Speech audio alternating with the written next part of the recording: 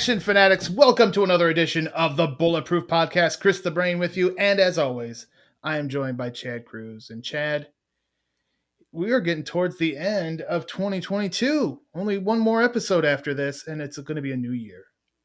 I know. I mean, a new year. I don't know what's going to change, except for the calendar. But yeah, I guess it's important to kind of turn that bad boy over and feel like you're starting something anew. Everyone has all these expectations when they start a new year, and you know what my expectation is, Brain? What's that? To help provide more for the website. Oh, that's for you. That's what I want to do for you. I appreciate that. And I also appreciate that the toy man, Chris DePetrillo, is the man in the third chair this time around. Chris, I know it's a busy time of year for you and Figures Toy Company.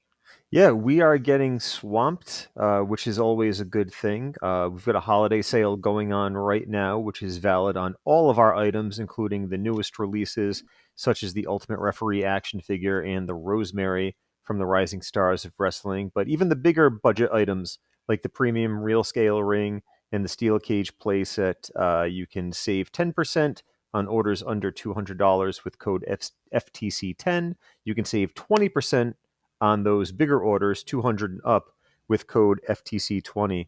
And it is definitely kept me busy, just as much as you keep me busy with No Surrender Cinema, Scenes of the Week, and now a podcast about a longtime favorite film of mine. Well, we're talking holidays, and before we get into our topic on this episode, we got to remind everybody, Chad, that this Friday, December the 9th, it is the third annual Geekscape Holiday Live Stream-tacular to benefit Big Brothers and Big Sisters, and we are going to be talking about a non-action movie, and it's going to be part of that big live stream-tacular. Why don't you tell them about it, Chad?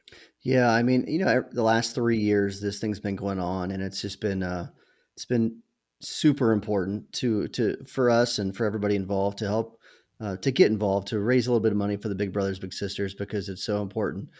So many young kids out there who really desire and need that interaction with people, and every little bit goes towards this situation. And like, we can't give everything, but the very little that we can do is watch an excellent movie. And when we talk about movies, we normally talk about action movies, but it's Christmas season, so we're going to watch one of your favorites of all time, and that is Bill Murray's Scrooged. Scrooge, my absolute favorite Christmas movie of all time. Get to hear me, you, and Brian Campbell joined us for that one, and so that'll be a part of it. There'll be, all the Geekscape shows are involved. Obviously, the granddaddy of them all, the Geekscape podcast itself, hosted by Jonathan London. There's going to be special guests. There's going to be live music throughout this whole live stream-tacular. Matt Kelly working his butt off to put this thing together. So props to you, Matt. I know this is their WrestleMania over at Geekscape every year. This is awesome. A big one. So be a part of it. Give if you can, and we'll definitely keep an eye on our social media, of course, at Bulletproof Pod on Twitter and at Bulletproof Action on Instagram and Facebook for details as to when we will be slotted in there on the live stream tacular. The goal this year, Brain, during our segment? Yeah. Anything. So, yeah, anybody who happens to find us and has the displeasure of watching us, well, you'll love to see Chad Cruz. 50 cents, that's all we need here, and we'll have met our personal goal, but obviously we hope that much more than that is raised throughout the day. Again, it's going to be an all-day event. And yeah, we'll share more details on our social media, and of course you could always go to geekscape.net for all the details. You know what? I'd love for anyone who does make a contribution during our time, during our segment, to maybe just screenshot it. Yeah. And fired it over to us on Twitter, on our Facebook or Instagram. Fire it over to us, and then we'll give you a shout out on the next episode, right? Maybe there'll be something special for you under your tree. Oh, that's right. Maybe there'll be something very special under your tree that you might be able to wear. Ooh, I like it. I like it. So go ahead if you make a contribution to Big Brothers and Big Sisters. I mean, it's it's already a wonderful, wonderful thing to do. But we're gonna fatten it up a little bit even more for you. Make it more worth your while. Except for just the good karma. Now you get a little something extra. There you go. I love it. Stocking stuffer, perhaps just a gift. Maybe you're not getting anything this year. Maybe this is the one good thing you did all year. Yeah, most people out there are terrible, right? Most of you listening are awful, awful people. So Oh, do jeez. something nice for once I don't in know your about life. that, Chad. Oh, really? No? No, I hope not, but you could be right. You could be right. But yeah, that is going to be a very special edition of the Bulletproof Podcast as part of the Geekscape holiday live stream spectacular. But we've got a special episode here as well for you. And we're dedicating this to the memory of Albert Pyun, the filmmaker who recently passed away after poor health for the last several years. He had MS, he had dementia. Certainly, it was one of those things where it wasn't really shocking to hear that it happened, but it's obviously still sad when anybody passes away. But in Albert's case, he left behind quite a legacy. And I think unfairly at times in his career, people just immediately disregarded his work. But if you're an action fan, and you probably are if you're listening to this podcast, there's probably a movie out there that he did that at least one movie. I think we all have at least one Albert Pyun movie we love. I know, Chad, you're a huge Captain America fan. I am. I am a huge Captain America fan. Part of that comes from how difficult it was to find the film when I was a kid. And I come from a small town in Southern Ohio, and there's only three video stores in our town, and they kind of differed in their quality and what types of films they showed. But one of the ones that was Chad's favorite was the one that had the back room. But I like the one with the dark room where you go in there and there's weird grunting in the corner. But the only one of them carried the Captain America film that was made by our good pal Albert Pyun, and so it made it like more rare to me. And so when I was able to go over there to that part of the town and rent it, every time I went to that store, I rented that movie because it was that special to me. And then, I know our friend of the show, Aaron Williams, loves Cyborg. That's one of his absolute favorite movies. And Chris, we're going to be talking about your favorite Albert Pyun movie, I believe. Yes, it is. Certainly, I would certainly have to say that out of all of them, and I am a fan of Captain America, fan of Cyborg. Alien from LA is a favorite, probably because the Mystery Science Theater 3000 episode was hilarious. But yeah, Kickboxer 2 is my favorite from his filmography, and as we'll get into, my favorite in other avenues as well. Oh yeah, I know you've got that hot take, and Chad Cruz is not going to like it. And I'd have to say that Kickboxer 2 is probably my favorite Albert Pyun movie as well. And back in 2020, we did our ultimate Albert Pyun countdown on the site for our anniversary, and it actually came in at number 2, right behind Cyborg. Mm-hmm. And so we've got and Chad, we've all watched it. We're all ready to go, and we are going to talk Kickboxer 2: The Road Back right after this break.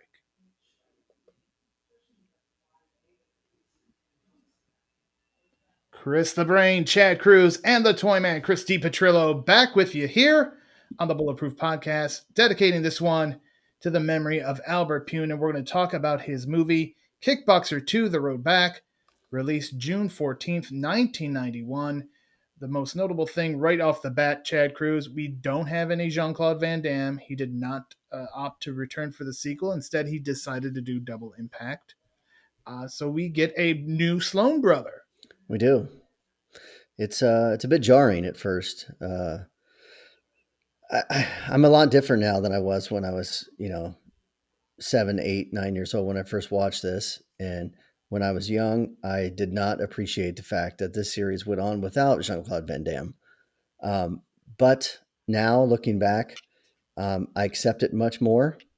And I think that if you're going to have like a younger brother role, I think that Sasha Mitchell, he does it well. He plays a very different character than Kurt or Eric Sloan. So I think it fits, and they do a good job at the very beginning of the movie with the with kind of the montage at the beginning of the film, and he's in the Sloan gym. He's got the pictures of his brothers on the wall, and it's really kind of like shoving it in your face, like, hey, this is another Sloan. He's also a Sloan. Don't turn it off. He's also a Sloan. And he, I guess, resembles Kurt Sloan a little bit more than Eric did, or it was a whole like Dudley Boys situation with the Sloans. Wasn't Kurt like a half brother to Eric? No, they were just no. I think they're One just was the parents divorced. So okay. one was raised. So Kurt was raised in Europe, which is why he had the accent. And Yes. Eric stayed in the States with Dad. No mention of. I guess David also was in the States. Yeah. He wasn't mentioned in the first one, but Chris, the introduction of David Sloan, and one of the great things about the original Kickboxer, so many great songs. Yeah. Thanks to Stan Bush, but this song here, My Brother's Eyes, Chris, it matches right up with the original songs. Oh yeah, I mean, if you're going to do a montage or if you're going to try to get the blood pumping for an action film, this is the kind of song you want. It definitely fits the vein of all of those 80s and 90s rock anthems that we saw in movies like the first Kickboxer or from something like Rocky IV. And it's a bit of a rarity because there has been no full release of this song. You and I were talking the other day about how I stumbled across one of the montages where someone kind of fine-tuned it and managed to edit it better than some of the other copies up there, and you had actually seen the same one.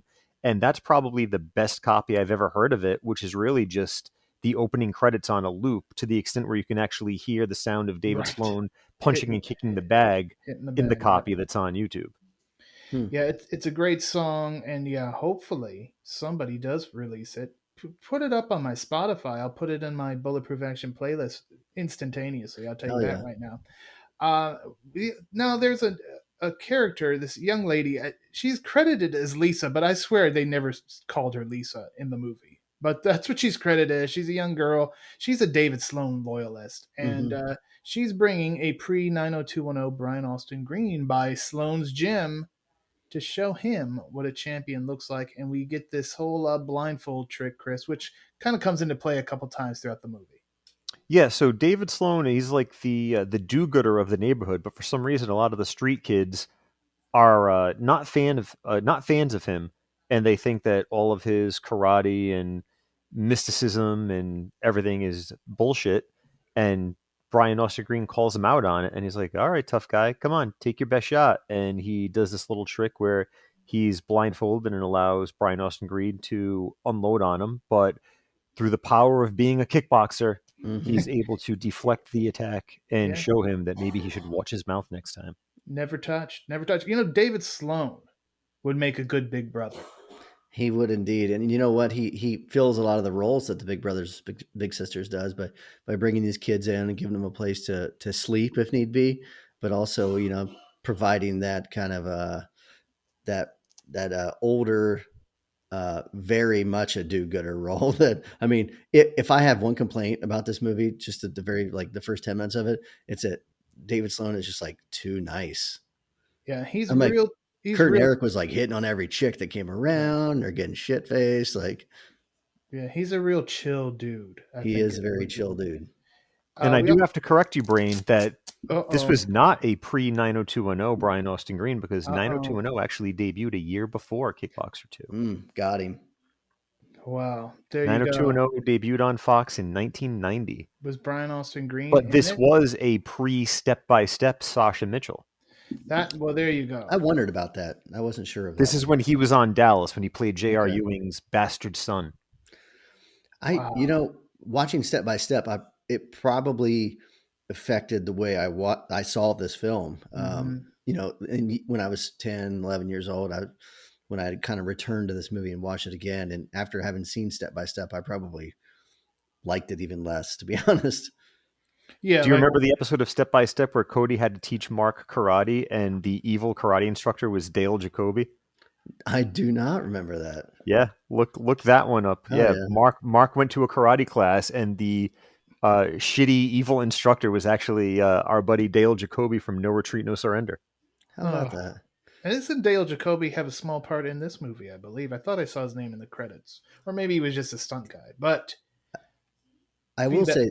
Oh, sorry, Brain. No, go ahead. I was just going to say, I'll say that, one thing two things step by step did well. Awesome song for a Yeah, sitcom. And then, yeah. you Here know, we go. as a young man, just lots of adorable young women on that show. Yeah, Thigh Master Suzanne Summers was on there, wasn't she? Indeed. Yeah. Mm-hmm. Well, we are going to meet Jack, longtime friend of the Sloan family, played by John Diehl of Miami Vice fame. Also, the serial killer from Angel. And yeah, and in the movie Mikey, Yes, great movie. he was the stepdad in that one. So he's in there, friend of the Sloan family. He's breaking the news to Mister, David Sloan, all zen, all just like whatever, man. He's like a modern day hippie in so many ways, and it's like, this gym requires money to operate, and there's bills to pay, and it's probably not long for the world the way we're heading.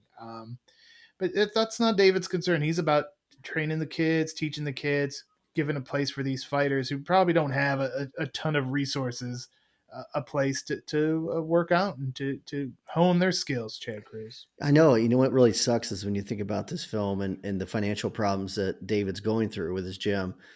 If he had just been able to get hooked up with the school from from the Mark Dacascos film, he could have been teaching these kids Taekwondo during and after school. Yeah, just in an old firehouse. In an old firehouse. Well, he already had a gym. He didn't need to buy an old that's true. firehouse. He could have been, hooking up with the blonde teacher. He could have had all that, but it's just, I'm bad getting timing. inspired to do a "What If Only the Strong 2" column.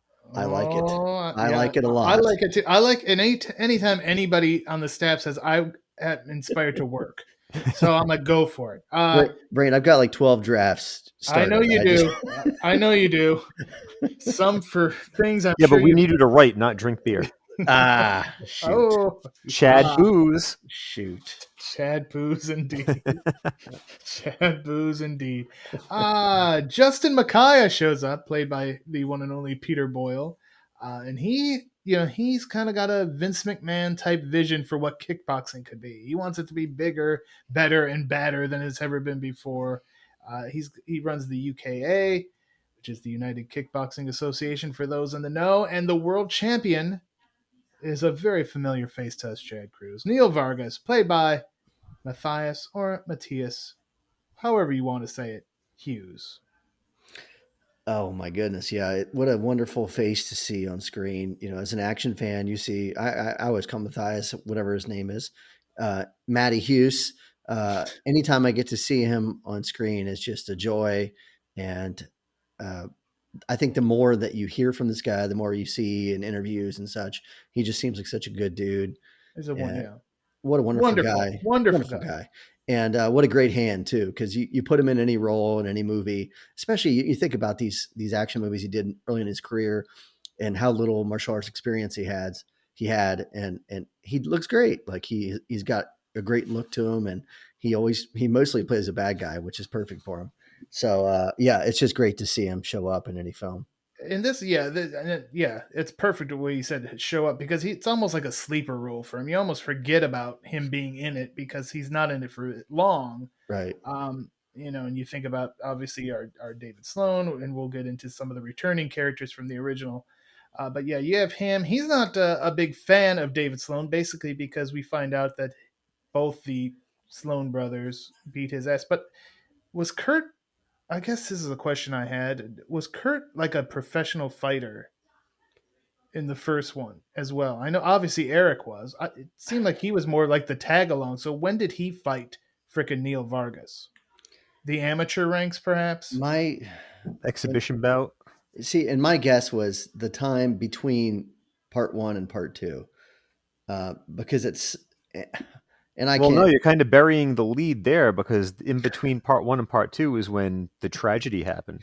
Right. I know, but what happened after Kurt came back from Thailand? That was my thought, was because we never get we get part of the story later about what happened to Kurt and Miley, but we don't know where it happened. That's I true. don't believe they ever say where it happened. And I just kind of assumed okay, so we've got the Sloan gym. Where did this gym come from? There's a lot of inconsistencies here. Where did this gym come from? Who was did someone run it before David? Did Eric run it? I don't have any idea. He was kind of like a champion traveling around fighting people. And like you said, Kurt grew up in Well, Europe that's probably where Jack came in. He was probably just he was in charge of keeping the that gym very well going. could be, yeah. But like you said, we don't know when he fought Neil Vargas, and I just kind of assumed that it was after he had whooped Tong Po's ass, he like kind of became a pro and was a champion or something. But I don't know. I can't confirm that anywhere. And Chris, then we also meet here, basically David's prize student in the gym, Brian, another familiar face to action fans. Yeah, Mr. Vince Murdocco taking on a role. Now, this was, I believe, like only his first or second role, and it would be the first in a long line of roles where Vince Murdocco played a character who did something that just screwed up everything moving forward. He did it in Ring of Fire. He did it in To Be the Best, and Kickboxer 2 is where he started that run of being a well-intentioned screw up. Yeah. Yeah, Vinny Murdocco, who lost out on the role of for Tommy on El Capoco Heat to his good buddy, Michael Worth. Big Mike. So yeah, we get Brian. Micaiah's there. He's, again, Vargas isn't too happy, but Micaiah's there just kissing up. He's like, I want a Sloan in my company. So he's paying David Sloan all kinds of compliments, wants him to be the spokesperson, but David is not interested. But Chad, somebody in there, Brian is like, oh, Mm-hmm. wait a minute. He's got dollar signs and dreams in his head, just listening to what Mr. Micaiah has to say. Right. I think it's clear that Brian and David don't have the same philosophy when it comes to fighting or to training in general, and that's okay. There's people with differing philosophies that train martial arts together, but it really seems like they're kind of at that fork in the road where Brian kind of believes that David's taken him as far as he can go, and that he's with those, like you said, with that money, with that briefcase full of cash. I think Brian's ready to jump ship. Yeah, yeah, and so that kind of sets that up, and more to come with that. But now we're gonna meet Foulmouth Joey. He's showing up. He is the littlest hobo, so to speak. He just comes in and he's looking to train, and he's got a bad attitude, a bad mouth. But Chris, David takes him in nonetheless. Again, perfect big brother type scenario here. Makes a deal with the kid. Yeah, he said if you can kick the bag 500 times, he's got a cot in the basement for him. So once again, David acting like Mother Teresa, as Jack called him earlier in the film, but making sure that Joey earns his keep. Although now we don't get a backstory to Joey or anything. It's just like, hey, you're a street kid. Hey, you get a mouth on you. Oh, by the way, need a place to stay. It's like that quick. Yeah, And I have a feeling that if that was in a movie this day and age, they might try to cancel David Sloan real quick right. for letting a young man just stay in his gym. Yeah. Not vetting him beforehand, either which way. So yeah, Jack meanwhile has ideas to save the gym, but the number one, Chad, is the obvious. David, you need to fight. You need Yeah. to take some kind of exhibition fights. We need some cash in here. And we've kind of learned a little bit about the way David viewed himself compared to his brothers. Yeah, and I think that these are the scenes in the movie I like the most because um, I have this deep affection for the first Kickboxer film, and the more that you can tie the sequel into that first original one, it makes me happier. So as much as I love Sasha Mitchell, I think that he does a good job of conveying that whole youngest brother. He's not traveling the world fighting for championships. That's just not him, and he never felt like he was as good as his other brothers. He never got the accolades they got. He never, he just, I don't know. I don't know if it's just a mental thing with him, but he's kind of happy doing what he's doing. And, but everybody knows, even Kurt and Eric knew that David had the most heart. So sometimes David, it seems like he needs to be reminded of that. He's Mm-hmm. content being the underdog. Yes. Yeah. He plays it well. And he's content going to Brian's house for dinner, even though his mother makes a horrible pot roast. God, that bitch better learn how to cook. That's all I gotta Oh say. wow. Okay, so Brian and so his mom talks to David and it's like, Brian's made up his mind, and she obviously knows, she raised the young man. He's made up his mind. He's going for it. So just do your best to look after him. Don't let him get hurt. And that doesn't quite work out, but we'll get to that. And that's when Brian's like, okay, he's like, I'm done, David. I got to do my own thing now. Thank you for what you did, basically, but I'm going with Micaiah. And this is where we get a disappointed David. Goes back to the gym, starts doing a little training, and then he has to give in, Chad, and he has to agree to the fight. When Jack said, I have some ideas how we can save the gym. Number one is you need to take some fights to earn some money. I think number two was like, we need to take some like business management courses or something. Like you need to learn how to run a business. But I think that number one, okay, first we've got David on, he's in now, ready. He's ready to fight. And he even says it himself, like, I'm agreeing to take the fight, like do it before I change my mind. Right. So. Yeah. But then the next day, David's back to his regular business, teaching his youth class. We see Brian come in to clean out his locker. Kind of a little emotional scene there, as David is preaching to the kids, but at the same time, Chris, he's trying to get that message to Brian. Yeah, a little bit of passive aggressive directed towards Brian. Like, you should be listening to me, you should be listening to my advice. But Brian wants to take the low road to get to the high point, and it's not long before we see him all suited up on the Saturday where Mr. Sloan has his big comeback fight booked. And against none other than UKA champion Vargas. It was basically the only fight Jack could get him because the UKA is the only game in town at this point, Chad Cruz. Brain, I think that's like some AEW booking. Your first match is against the champion. Yeah. Not with zero build. Was it a title eliminator match? Oh goodness! But yeah, it's great. It's great. He has Matthias Hues is back. No record there. Just meanwhile, you've got somebody who's been fighting for weeks with a 15-0 perfect record, and he's got that Sloan name value. Yeah, that is true. He does. You gotta sell tickets, man. He's a former McMahon guy, so he gets right in there. Right. So yeah, we get to the venue, and this is where David meets Micaiah's business partner, the one and only Cary Hiroyuki-Tagawa, playing Sanga, and that some bad shit's about to happen when old CHT shows up, Chad Cruz. Oh, he is such an amazing villain, and he doesn't even have to be a bad guy yet to seem bad, right? Of course, we've seen him in a million movies. So that eventually he's going to be a bad guy. But just when he appears on screen, you're like, oh, shit. He's got some underhanded stuff he's about to pull out. And, of course, it comes true. And this is where we see the suited Brian confront David on his way to the ring to the fight, because he doesn't get it, Chris. He's like, why can you fight against the UKA guy, but you don't join up with it? And it's pretty simple. Micaiah doesn't own David Sloan. He's a free agent. He's fighting against the man. He's the people's champion. He really is. And refereeing this bout, the late, great Judo Gene LeBell, who even gets mentioned by name as Judo Gene LeBell.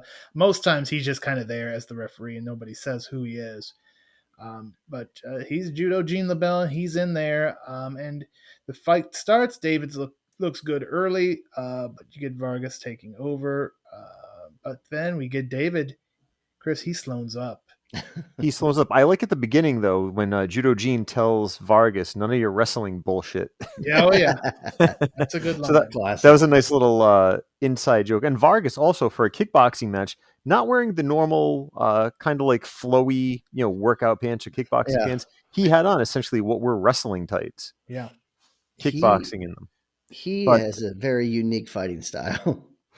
He does. And, not only this fight, other fights in the film too, because the majority of the fights were all kept in the ring, a very sporty feel to them, very Rocky-ish, a lot of close-ups, a lot of slow-mo. and a lot of blood for a normal kickboxing match. For a minute, I thought I was Yeah. watching Matthias in black belt again, because a couple of kicks and he was covered in the corn syrup. Mm. And well, and he ends up 0-3 against the Sloan. So the Sloans just have his number, and not good. Justin is basically disgusted by what he's seeing. Sanga is oddly happy though, Chad. Yeah. So again, you're like, what is? Wait a minute, you guys are partners. Your boy Makai is there, probably thinking about how much Pepto Bismol he's going to need to drink later, and you're just laughing it up. It's strange. And then we get the post match interview, which also is very AEW like. Yeah. Yeah. Yes. David Sloan just gets on the mic and shits all over the company and retires.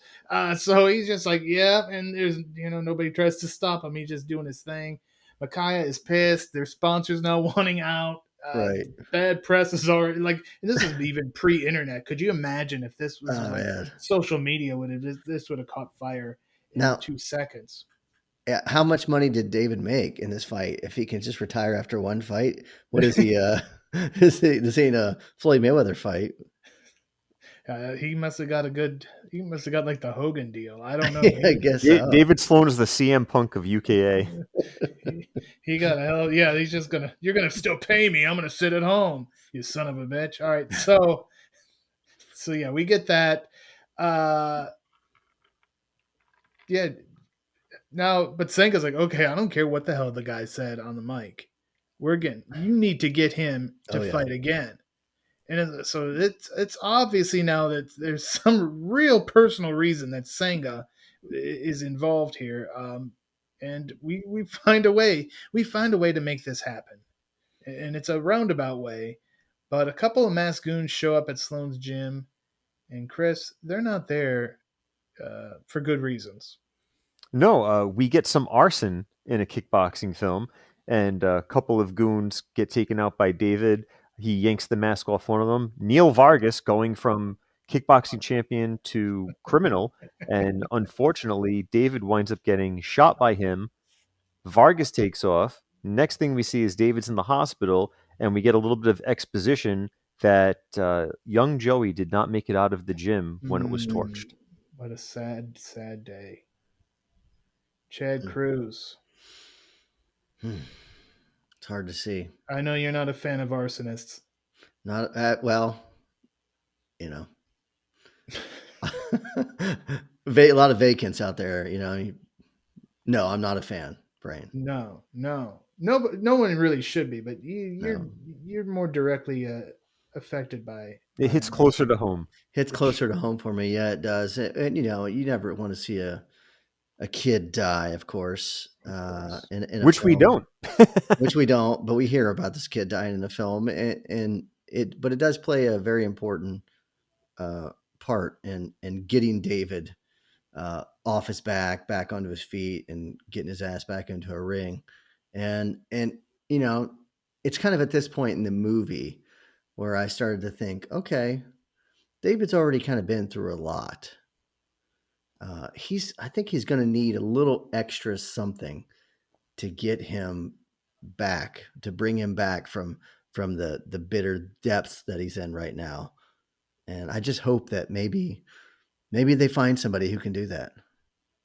Oh, and the title or the subtitle of the movie, The Road Back, kind of gives away that he has to kind of, I guess, fall off the road or fall. He has to get to the lowest of lows so he could take that road back.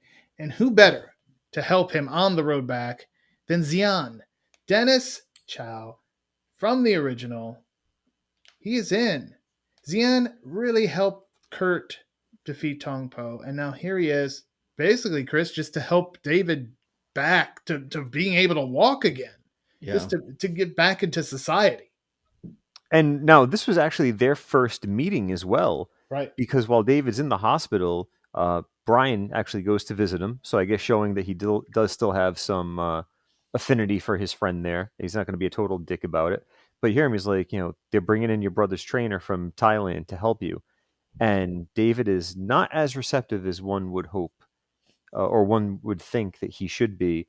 because much like when we were talking about Joey dying, he's just kind of carrying this burden, carrying all this weight on his heart and on his mind. And I actually think that the low budget of this film, not showing us the gym exploding or Joey's actual passing, we just see him kind of trapped in the fire briefly.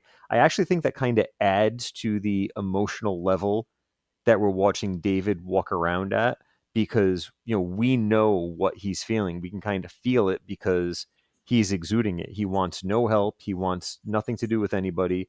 He's just like, you know what? I am at my lowest point, and we know he's got to come back from something, and this is what he's got to come back from. And I want to correct myself. It's Dennis Chan who plays Xian. So yeah, he's there. David doesn't want Xian there. He's like, get the hell out. I don't know. What do I need you for? And now we meet an Albert Pyun favorite, Chad Cruz. Because Sanga has a hired gun, played by the one and only Vince Klin, from, of course, Cyborg fame, and many an Albert Pyun movie. And this is where we kind of get the backstory, and this is where we find out what happens when an actor does not want to return for a Kickboxer movie.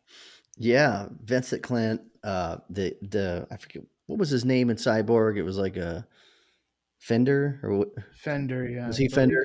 I know they were both like guitar names.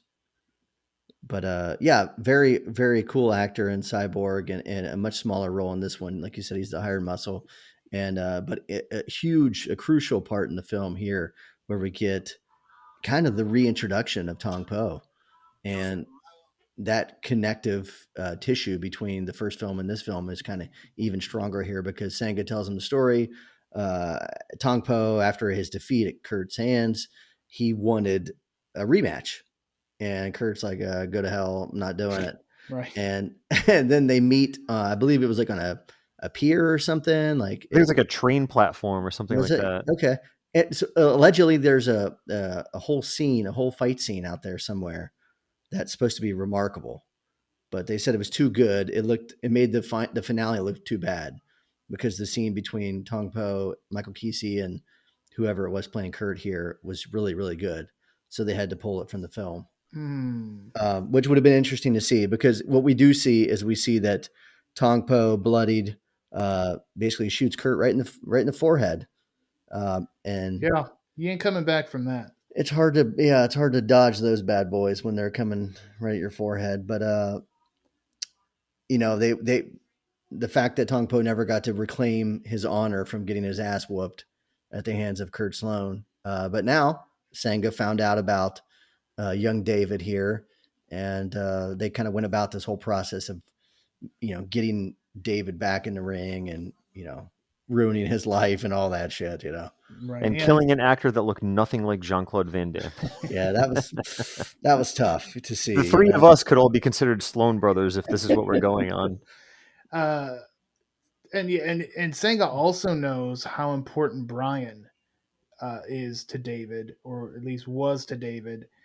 So that's part of the plan too. So he has Micaiah basically say, hey, give Brian a championship fight. And, here's a kid who that's all he's dreamt of. Of course he's going to say yes. Of course he's going to want to be a part of it. So he starts his training for the championship. Meanwhile, we see David check out of the hospital. We see old Vince Klin just kind of watching, because that's his job. He's just to make sure that David, nothing happens to him, and then he gets back to where he needs to be. There's Xian. He's there to meet him.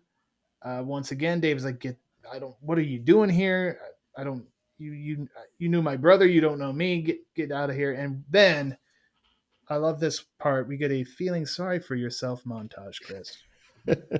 Yeah. We get sad sack David just sitting in his, motel room and going back to the burned down gym, and just, with a tear in his eye and a scowl on his face. He just doesn't want anything. He won't even open the door for Lisa. And actually, it's not even locked, so she can just walk right in, because it's just stuck. One of my favorite scenes, I'm not going to lie. It's not locked, it's just stuck. Like, that seems real. That felt like a real thing to happen. I felt like that was almost like him speaking of his internal turmoil. I'm not locked, I'm just stuck. Yeah. and as hot as it was, it seemingly, I mean, he seemed like he was sweating like a pig. You could imagine maybe the wood was swollen, expanding. It just, yeah, the doors weren't working. That place was a dump. And, the feeling sorry for yourself montage reminded me of the Bloodsport. On my On the own. bus, Yeah, when on he's the on the bus subway or bus, or whatever it subway. was. Yeah, that's right. Yeah, That was, oh my God, Stan Bush song there too, I believe. It's just unbelievable. Uh, you could basically fit that song into any movie, and I'd pop for it. I know you would. And so basically, she's like, you need, when it's all said and done, you need to give Xian a chance. And Xian shows up next. He's got some tough love. He can't make everything that's gone down right, but he could teach that David Sloan to walk again, Chris, because he's got kickboxer magic. He does have kickboxer magic, and we basically get, earlier in the film, Jack's like, "Hey, why don't you open the gym up for aerobics classes?" And he's like, "Oh man, like Kurt and Eric would come back from the grave and kick my ass if I did something like that." And then the next thing you know, he's basically doing kind of like cardio kickboxing, tai chi In the park. in the park with the vagrants and homeless population of the city. Yeah, For and that free. that whole thing is very Rocky like, though. Like with Yeah. Rocky running down the street and then all the kids start running with him. That was very, and even the music they were using, it was very Rocky-esque. It's very, I mean, it's very David Sloan. Like his character kind of stays the same throughout the film. Like he doesn't, he's not a flashy guy, like he has no interest in kind of the accolades and ceremonial shit. Like he just kind of doing his thing. And that's, I kind of wish he had taken it harder. He talks about his brothers being dead. I don't know how Eric died. Do we know how Eric died? It's implied that Tong Po killed them both. I think he Because rolled Jack says, kickboxing didn't kill your brothers. Fighting in Thailand killed your brothers. Right. I think he may have rolled him off a cliff. We see him, shooting Kurt, but was it Maybe Dennis he rolled him in, Alexio? maybe he rolled him in the train tracks if there was a train platform. That's very possible, but it's those are the types of things that bother me about this film, and it has nothing to do with the content of the movie. It's just like I can't get over that he doesn't seem to be as hurt or pissed off that his brothers were killed. And maybe he doesn't know at this point that it was Tong Po. I don't know, but I don't think he does. He doesn't know it was him, but he knows they're dead. I don't think he even knows anything of who Tong Po is, Right? To be honest with you, because when he shows up a little bit here, Xian basically has to tell him, "You got to get Brian out of there," and that's the guy who killed your freaking brothers. So, Right. So yeah, it wasn't like he saw him. He's like, "That son of a bitch." He didn't know anything. Yeah, that's what I wanted. Well, rebook it. I'd love to rebook it. Wouldn't be the first time you tried that. I'm rebooking everything. All right. Well, you do that. Meanwhile, Xian takes David up on a roof, and we had a little extreme strength exercise there, kind of a sink or swim type situation there, because he could have just been dead, Chris. He could have been. This may have been how Eric died. I don't know. He's all upper body. That's true. He should have been fine. He should. Yeah. If they did a heel turn by Xian, like, "Oh, you want to know how your brother died? I am how your brother died." Then he just kicks him off the roof. I told him I could get him to walk too, but I realized I bit off more than I could chew. So. It also says a little bit about how smart David is. Xian's like, right, he's like tying this long rope up there. He's like, "You got a hold of that rope, huh? How you got a tight grip? Okay, just look out over the horizon for me real quick." And then just kicks him right in the ass. Yeah, that could have been bad. That could have ended our movie right here. And old Sanga would have been, old Clint would have gotten beat out of him probably by Tong Po, because he was supposed to make sure nothing like that happened to David Sloan. But yeah, we get that. After he survives that, they take a nice walk on the beach. And Xian kind of opens up a bit about his late wife and about Mai Li. Again, we kind of just have to assume maybe Freddie Lee and Tong Po from the original had something to do with their demise as well. And then we get to see. But this happened after Xian was like lusting over those girls. Oh yeah, you're right. He did. Yeah, He was like, "Oh, they're very beautiful women," and this beautiful weather. women, Dave was like, beautiful "What are you sun. talking about?" Yeah, he's so aloof. Is when David Sloan. Brian is getting some different kind of training than he got at Sloan's gym, though. Chris, Yeah, we made the WWE comparisons, and I guess be he's careful. taking his medicine. He's training. He's saying saying his prayers, and he's taking his vitamins Yes, to get ready for his big championship match. Mm-hmm. he's on that Liver King regimen. And Sanga is there to wish Brian good luck, and also it's like, you know what, you should probably patch things up with your boy David. And that's a bit curious. So Brian does go to see David in his brand new shiny red Corvette convertible, styling and profiling as only Brian the Hammer can. And he offers David some money. David's like, I don't want your money. But he will take the tickets to go see his former protege fight, and even brings David's mom to the fight. So all of Sanga's little puppeteering is all starting to fall into place here. But there's one last piece, Chad Cruz, because we get Brian the Hammer introduced, but Lightning Lou, his scheduled opponent, something's about to happen. Yeah, so much for that title fight for the Hammer there, but Lightning Lou gets kind of pulled out as he's walking out to the ring, and he's suddenly, quote unquote, injured. And guess who's fighting in his place? Oh, The man, the myth, the legend, the rapist, Tong Po. Yes, Michel Qissi back for a return engagement here. Did not make it back for part 4, but he is here, and he's obviously unsanctioned. He's not any kind of commission, but Sanga doesn't care. He kind of strong arms Micaiah and to like, yeah, just make it happen. Micaiah's like, hey, you don't have to do this, Brian. But Brian is so cocky, and so this is the moment he's been waiting for. He's not going to chicken out now. He's going for it, and he's hungry. He is a hungry bastard, and that hunger is going to cost him, though, Chad. It is a huge mistake on his part, but I mean, the dude can take a punch. Sadly, Tong Po does not fight by the same rules as the UKA. In fact, he fights by no rules.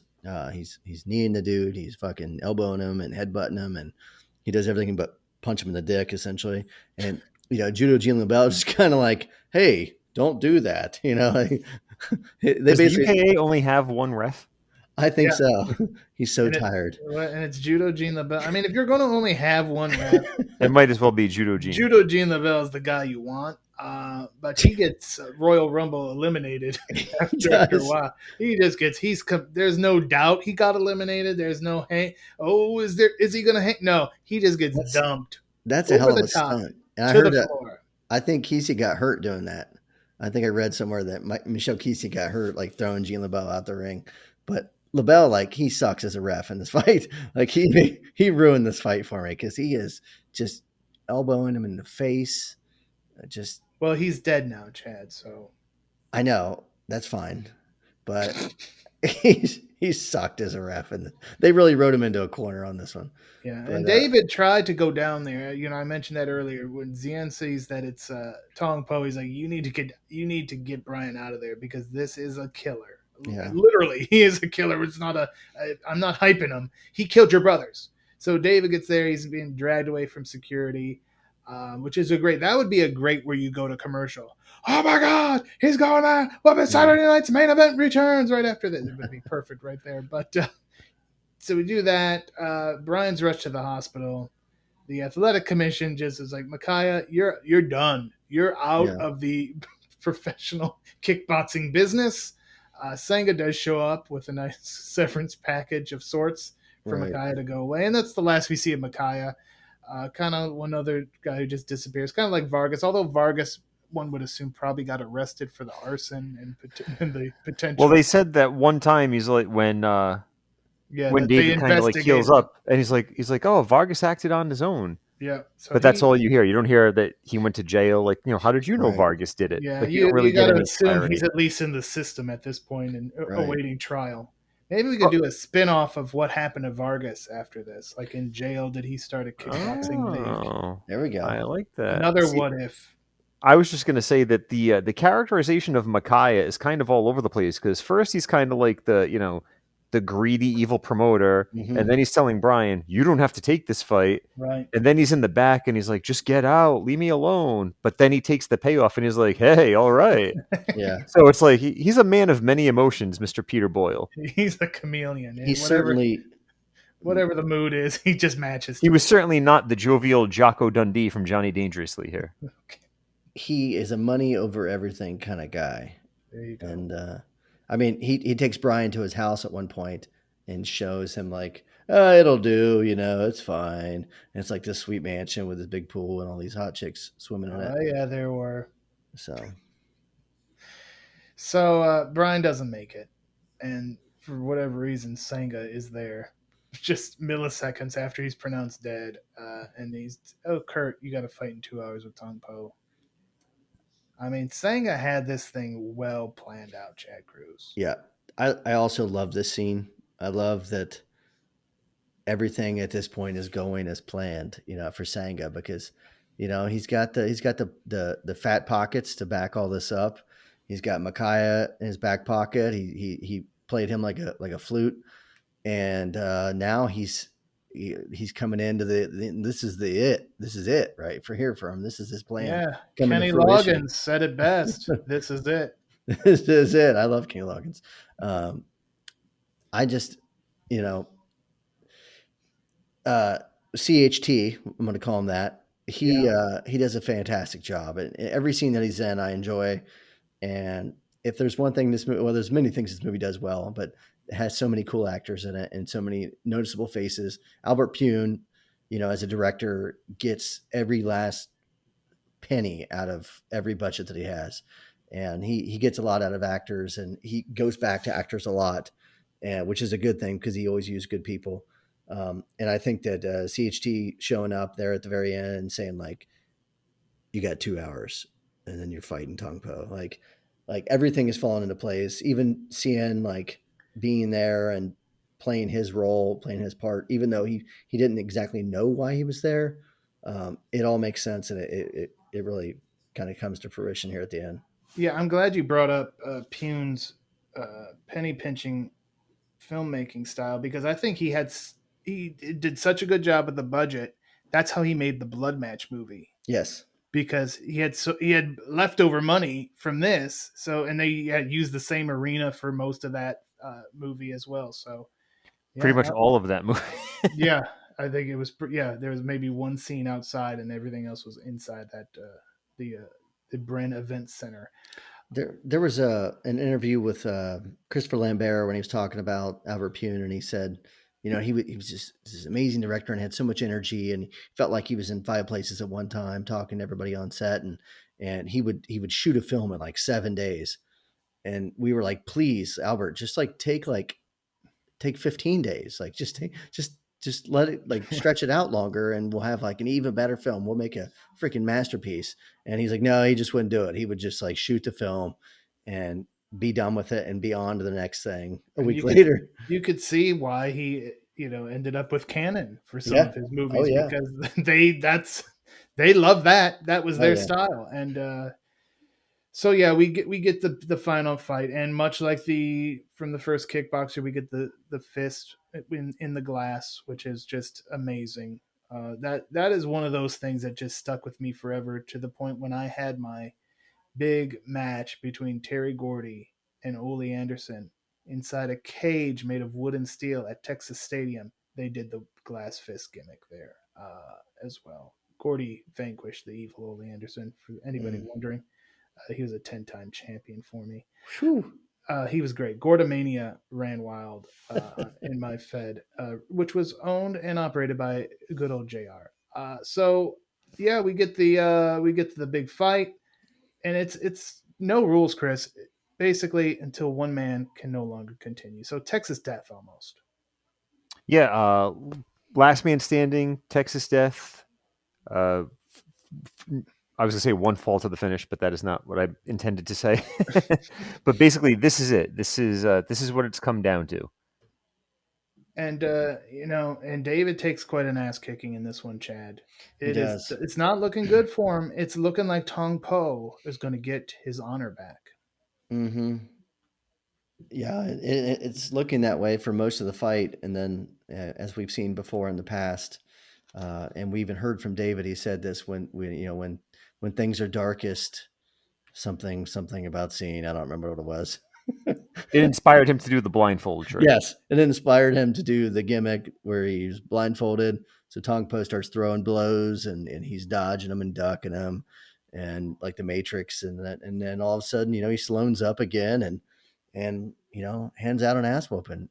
His brothers would have been proud of him. Another apt Rocky comparison. It was the I ain't Indeed. heard no bell yet. Yeah, he gets some great motivation from Xian, and What does he say? He's like, The I fat see no lady- fat lady. I I know. hear no singing. Right, perfect. and his buddy, what's Jack was his name? Jack, yeah. Jack was there and giving him a few words that he needed to hear as well. And yeah, I mean, it's a good finish. David does well. He whoops Tong Po's ass. It's there's no debating who won this fight because Tong Po's on the outside bleeding out of his face holes. And And yeah, you get sore loser Sanga though. yeah, that Yeah, kind of pulling hurt. out the strap. I would have loved to have heard a Nuxu Cow reference from Xian. Mm-hmm. That would have been great. But yeah, Sanga pulls out the strap as Toyman says, and he gets his face fucked up too. And rightfully so. Yeah, This whole thing. I mean, he destroyed the UKA in one night. He killed. Obviously, he's just horrible. And you got what you deserve there, bud. And then we get a little lighthearted ending. We find out Xian is a poor driver, or at least Parker. And another young punk. It's just a daily occurrence over there at Sloan's gym. There's just You don't look like a champion to me. juvenile delinquents who question David Sloan's abilities. And but even a juvenile delinquent deserves some ice cream once in a while. And that's ice cream for everyone. Especially when their teacher's new sensei is buying. Right, Mm-hmm. Yeah. Brain, I think you just said that, even a juvenile delinquent deserves some ice cream every once in a while. I think that's a great quote for you. Thank you. That hopefully that just carries on for after I'm dead. The end credits. Final Kickboxer 2 thoughts. I'm going to start with the Toy Man because here's where he will give us his hottest of hot takes, and then Chad Cruz could lose his fucking mind. So I mean, we're coming hot off the Punisher podcast, so we're just going to keep that same energy going tonight, I guess. I have mentioned this to you in conversations over the years, and I've mentioned it to other people as well. But since those movies have already been covered on bulletproofaction.com, I didn't get to say it in print, so I'll say it now. I actually find Kickboxer 2 to be my favorite of the series, even over the original. I think it's the best one. I love the story, whether you want to call it the comeback story of David Sloan, just the writing, which David S. Goyer, who is the writer, is responsible for films that are much more well-known in the mainstream, such as The Dark Knight. I am a fan of Sasha Mitchell. I thought that he was good in here. Tong Po is always awesome. You had some true star power there with CHT and Peter Boyle. Early film role for Vince Murdocco, who went on to be in plenty of films that the three of us all know and love. I just think that this is a great movie. I mean, I watched it endlessly when I was a kid. It's a movie that I could throw on any day and never get sick of and never feel like David Sloan does in the middle half of the film. So I am going to say that this is my favorite Kickboxer film, even over the original with JCVD. Chad Cruz, your response. I'm not going to lose my shit, Brain. I can totally see how you can grow up loving this movie and enjoying it. I enjoyed it. As a kid, I didn't like it as much just because I was so Van Damme, like that was my shit. You know what I mean? Van Damme was my guy. I'd live and die with that dude. I would have joined his cult if you'd asked me back then. But does he have a cult? I don't know. Anyhow, No, not that I know of. not anymore, probably. Jean-Claude Van Damme. I'm in.com. Yeah, I mean, I think the movie's a really fun movie. I think it, like I said, Albert Pyun, I think he does a great job with what he's got. I like the actors. Sasha Mitchell is good. Um, my biggest problems, I prefer the original Kickboxer. I think it's a just a more exciting action film. I think that the fight scenes are better. I think that Van Damme's more charismatic than David Sloan. Or Kurt Sloan's more charismatic than David Sloan, but I could see why you would enjoy this. The story is very different than the first one. You know, the first one it's literally like Van Damme getting revenge against Tong Po for whooping his brother's ass, breaking his back, and all this stuff. And only in the end does it like truly get kind of criminal. You know, Miley gets, you know, she gets raped, and the brother's like being threatened to be killed, and all this crap's going down at the end. And then it kind of becomes like life or death situation. Whereas this one, he gets thrown into the fire a little bit sooner. You know, the little buddy gets killed in the fire. Literally gets thrown into the fire. Literally gets thrown into a fire and almost dies. Good shot. And then his buddy Brian gets killed. So there's a lot more kind of being beaten down in this one. Whereas, you know, Kurt, I mean, most of the Kurt movie is like Rocky. Like he's working his way through the ranks to even get a fight with Tong Po. So it's quite a different film. And so I did enjoy it. Personally, I prefer Kickboxer over Kickboxer 2. My biggest problems with this, Tong Po, I think it's a raw deal. I think he shows up for like 16 seconds, and then all of a sudden, like he doesn't get that scene. He doesn't have that build up. Like he has no build up, and the only build up is if you've seen the original, and then if you have seen the original, you've seen what a badass he is. So you're like, where is that? So when he fights Brian,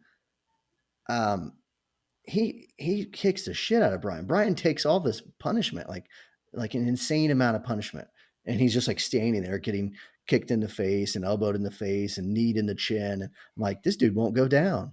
Like, if anything, Brian showed me that he's a extreme badass because he just like took all this punishment for like 2 rounds. Well, he's also a literal murderer in this film now too.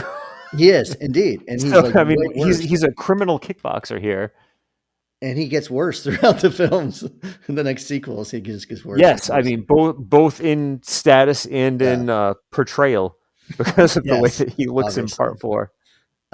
I do think that I made the mistake of going back right after I finished the movie a couple nights ago and watched a few of the fight scenes from the original Kickboxer, and I just think they're shot better. The slow motion kind of took me out of some of the fights, and I mean, I enjoy Sasha Mitchell, but the dude throwing these like kicks, it just didn't look good. I don't know. That's just me. Maybe it's just my eye. You know, I mean, the stuff filmed at the arena felt more like we were watching a sports movie, like a Rocky or what have you. So you've got this, you know, gripping drama / revenge martial arts film / you know, Rocky kickboxing movie. It did have a little trouble finding out what it wanted to be, but it was still a great film. I enjoy it. Trust me, I do. I did like it, and you're not going to get the, you know, I hate Punisher Warzone. Right. I hate that movie. Right. This one I like. I will agree. Kickboxer 2, a great movie. Kickboxer 1, an excellent movie. The training montages, we haven't talked. I mean, the training montages in the original Kickboxer are far superior to Tai Chi in the park with hobos. Does David Sloan get down and boogie? No, but I know who does. Jean-Claude Van Damme. He does. And just the fun. Yeah, you're right. The fights here have a more sporting feel, but I mean, that fight in the ancient temple is pretty fucking awesome with the fire and the chains and the ass cheeks. I mean, you don't get much better than that. And you know what? Sorry, I don't mean to butt in, Brain, but the glass on the hands. What an awesome gimmick. I'm glad they brought it back. But they don't really use it. No. If you watch the fight again, like the first probably 15 blows are all kicks. I'm like, dude, fucking slice his shit open. Right. Yeah. You haven't been scared of blood prior to that. Right. So, But the blood, I love the blood. I love, at one point you see David's face and it's just beat to shit. And like, hell yeah, that looks sweet. yeah. I mean, yeah, again, great movie. I'm with Chris on the favorite Albert Pyun movie, but cannot put it over the original Kickboxer in my mind. Um, but I again, like Chad, I can understand why you do, because this is something special. And then obviously Sasha took the ball and ran with it for two more movies after this, so he did something right. And then we got the fifth one with only the Strongs, Mark Dacascos.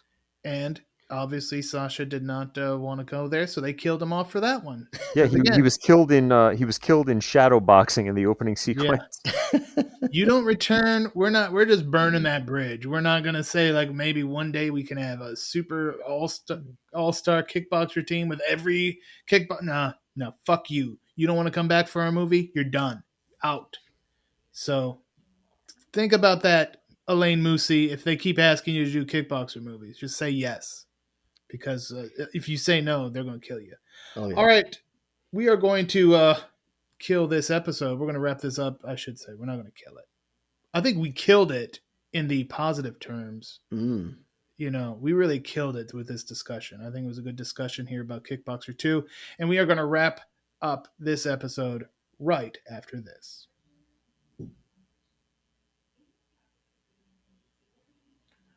All right. Wrapping it up here on the Bulletproof Podcast, Chris the Brain, Chad Cruz, and Chris DePetrillo, a.k.a. The Toy Man. And this is where I like to tell you all about bulletproofaction.com. Obviously, the Bulletproof Podcast, the official podcast of bulletproofaction.com. So much to still come in December. We're just in the early part of December, Chad Cruz. We got some stuff. I got some Shaw Brothers action. Mm-hmm. I am looking forward to cracking open the Shaw Scope Volume 2 collection. And I'm going to be covering one of the movies from there. I know Jack Ryan is returning to Prime, That's and exciting. Matt Spector will be doing that. I got some Michael Dudikoff action planned. Wonderful. Casper Van Dien, and a big Christmas weekend. It's going to be a Merry Christmas or a Merry Christmas this Christmas weekend. So I'm excited about that. 5 people got that. And that's fine, but more people will get it once it happens. I'll tell you that. Right. And they'll be like, "Wow, he's brilliant," and I'll be like, "Yes." Once in a while, I am. Chad, do you know what you're doing for the rest of the month? Not really. I've got one movie planned in the very near future, and it may be out before this is. I doubt. No, it won't be out before this is released. But I do want to see that new Netflix film. I think it's called like Warriors of Future. All right. The dude from Ricky O is in it. It's like a sci-fi actioner. It looks pretty sweet. So that'll certainly be on my short list this month. But who the hell knows what I'm going to watch? I'm going to probably watch Home Alone like 7 times. All right. Well, great. That ought to be fun. Chris, do you know what you're working on this month for Bulletproof Action? Yeah, so I've got a scene of the week coming up. You and I had discussed that one earlier. And then later in the month, No Surrender Cinema is going to cover a movie that just celebrated its 30th anniversary this past year. It is the original Gladiator film, which starred Cuba Gooding Jr. And is not about ancient times and fighting to the death. It is about boxing and tough love and another underdog story and fighting against corrupt matchmakers and a whole lot of good stuff that a lot of people might have forgotten about because it's got a title that was overshadowed by the 2000 film. So we're going to bring that one back to the forefront for No Surrender Cinema on Boxing Day. Boxing Day. Dude, that soundtrack, so freaking amazing.